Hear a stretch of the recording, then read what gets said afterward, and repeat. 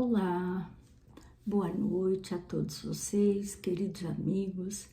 Mais uma vez estamos aqui para estudarmos mais uma passagem do Evangelho do Cristo. Eu sou a Raquel e eu convido a todos vocês neste momento para fecharmos os nossos olhos, elevarmos os nossos pensamentos a Deus, nosso Pai, Jesus, nosso Divino Mestre, pedindo as bênçãos da espiritualidade maior, a sustentação dos nossos mentores espirituais para mais esse estudo evangélico, que possamos ser amparados no nosso entendimento, que a espiritualidade amiga possa nos amparar e nos sustentar para que tenhamos o entendimento correto. Que Jesus nos abençoe agora e sempre. Que assim seja. Bom, na noite de hoje eu vou falar sobre o capítulo 2 do Evangelho segundo o Espiritismo, Meu Reino Não É Deste Mundo, e eu vou abordar especificamente o item 8, que se chama Uma Realeza Terrestre. Neste capítulo, quando Jesus fala sobre a questão do reino, ele deixava claro que o seu reino não era aqui na terra, era o reino do Espírito. E nessa lição, essa rainha que se manifesta, ela se denomina Rainha de França, ela não coloca o seu nome. E essa mensagem é de 1863, num local chamado Le Havre, na França. Essa rainha, ela coloca o seguinte, que ela nunca entendeu a lição. O meu reino não é deste mundo. Ela só veio a entender quando desencarnou. Foi rainha na terra, foi servida, e quando desencarnou, se surpreendeu desde o momento em que ela despertou na espiritualidade, que ela percebeu que ela já não tinha mais as regalias de rainha, ela não era mais servida, não existiam pessoas para tratá-la com reverência, com todos aqueles cuidados que são destinados aos reis e rainhas materiais na terra. E aí ela fala desse vazio que ela sentiu e da surpresa também, que quando ela chegou na espiritualidade, ela se deparou com pessoas simples, pessoas humildes, pessoas que ela sempre desprezou, que ela achava que não eram importantes, e essas pessoas estavam em condições superiores a ela, né? Aí ela fala, que humilhação, quando em vez de ser recebida aqui no mundo espiritual, qual soberana, vi acima de mim, mas muito acima, homens que eu julgava insignificantes e aos quais desprezava por não terem sangue nobre. Só então compreendi a esterilidade das honras e grandezas que se buscam com tanta avidez na terra. E aí ela coloca que na espiritualidade, para se conquistar um lugar nesse reino a que Jesus se refere, que é o reino do Espírito, são necessárias a abnegação, a humildade, a caridade em toda a sua celeste prática, a benevolência, o amor para com todos. Aí ela também acrescenta que ninguém vai perguntar quem fostes, que posição ocupastes, mas o bem que fizeste, as lágrimas que secaste. Então, ela coloca, né, de uma maneira bem direta, toda a decepção que ela passou, pois não é que ela tenha sido uma pessoa má, não é isso, é que os valores eram diferentes, as prioridades que ela dava eram diferentes, os valores que ela priorizava eram outros. Eram os valores da matéria, era a nobreza terrestre. E ela deixa muito claro, né, quando ela se dirige a Jesus, ela fala assim: ó Jesus, tu o disseste, teu reino não é deste mundo, porque é preciso sofrer para chegar ao céu, e os degraus do trono não nos aproximam dele. A ele só conduzem os atalhos mais penosos da vida. E ainda ela acrescenta: procurai, pois, o caminho do céu, através das sarças e dos espinhos, e não por entre as flores. Então, ela coloca de uma maneira que nos dá a entender que só o sofrimento nos leva ao reino de Deus. Mas não é bem assim. É que ela está desesperada, desiludida, ela não teve um entendimento claro, ela só foi entender os ensinos de Jesus do outro lado, quando ela se defrontou com a vida espiritual e ela viu que os valores, que todos os títulos, que tudo aquilo que ela conhecia no mundo espiritual não tem valor nenhum. Nós estamos, sim, sujeitos à dor, à provação, a dor é nossa mestra, porém, nós, com o entendimento que nós temos do Evangelho, nós que conhecemos os ensinos de Jesus, sofrer é uma opção, porque sofrer é uma forma de desespero, é uma forma que muitas vezes nós acabamos nos entregando a ela devido à nossa falta de fé, devido ao nosso desespero. Porém, quem tem fé, quem conhece o Evangelho de Jesus, quem sabe da lei de causa e efeito, quem sabe que nós não somos injustiçados, que tudo aquilo que passamos é um exercício para o nosso crescimento espiritual, para a nossa aprendizagem. Nós não devemos nos desesperar com o sofrimento. Passar pela dor, sim, pois ela é mestra, porém com entendimento, com calma, acreditando que ela é passageira, que existe uma luz no fim do túnel, que a nossa dor,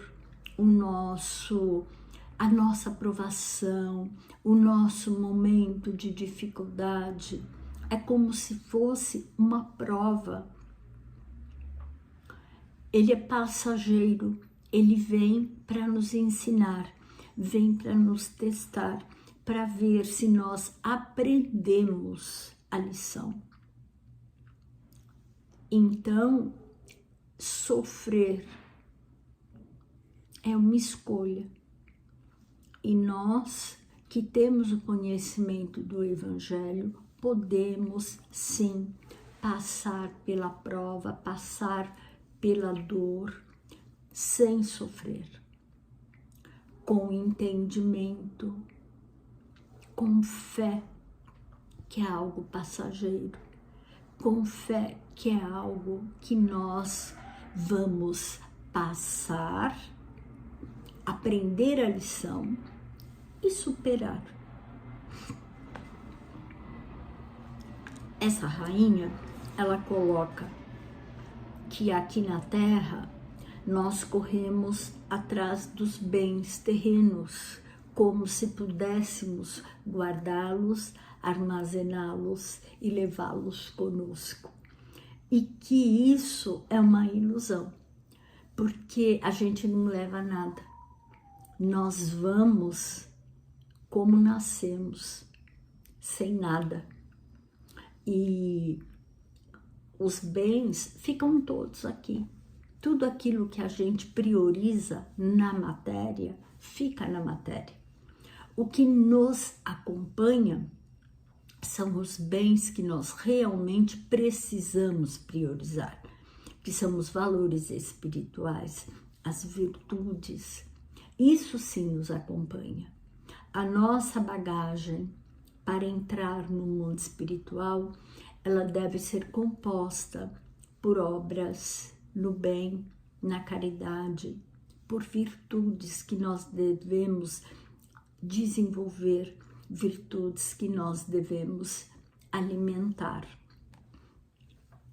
E ela coloca aqui, né, que os homens, eles se agarram a uma sombra e desprezam os bens reais e imorredouros, os únicos que vão nos trazer proveito no mundo espiritual, que são esses bens que nós conquistamos através do trabalho, da luta, passando pelas provas, aprendendo as nossas lições. E aí, quando ela termina, ela diz assim: tende piedade dos que não ganharam o reino dos céus. Ajudai-os com as vossas preces, pois a prece aproxima o homem do Altíssimo. É o traço de união entre o céu e a terra, não o esqueçais. E aí ela se assina como uma rainha de França. Então nós temos que orar muito. Orar pelos nossos irmãos que ainda estão equivocados, para que eles consigam despertar, para que eles consigam ter um entendimento, e orar por nós, para que nós possamos aprender enquanto estamos a caminho. E na verdade, né, é uma parábola que está no Evangelho de Lucas, e é de Lázaro e o rico. E essa parábola diz o seguinte: existia um homem muito rico que morava, né, num lugar luxuosíssimo, e todos os dias um mendigo chamado Lázaro ficava na sua porta, esperando pelas migalhas e pelos restos que eram lançados fora. E Lázaro se alimentava disso. O tempo passou, os dois desencarnaram,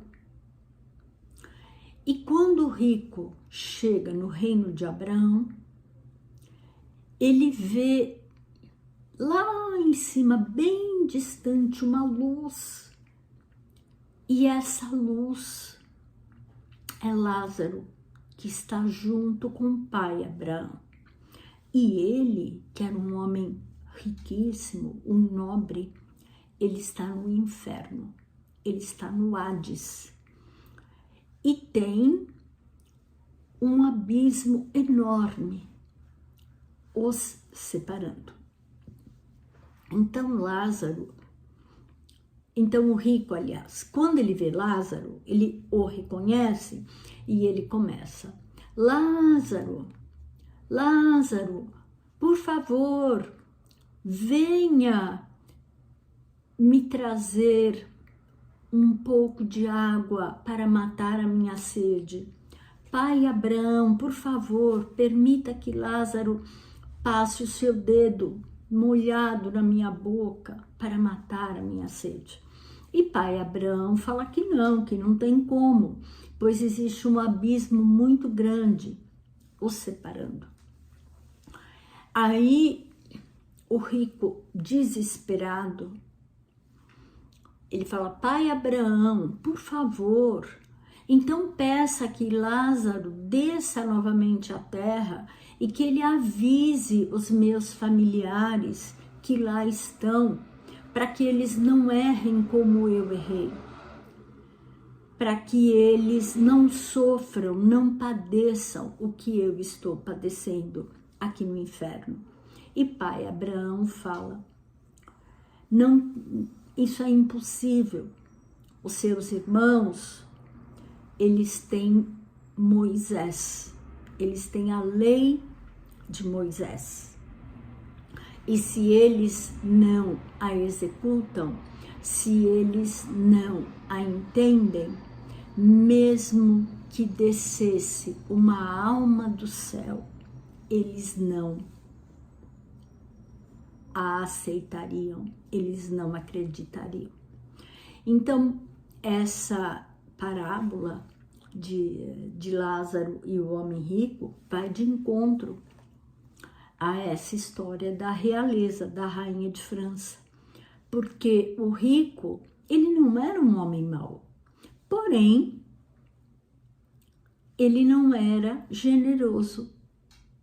Então, tudo aquilo que ele passou foi pela sua falta de amor, pela sua falta de caridade, por não ver o Lázaro como um irmão, por não fazer nada por Lázaro, que todos os dias estava na sua porta, cheio de pústulas, de feridas, se alimentando dos seus restos.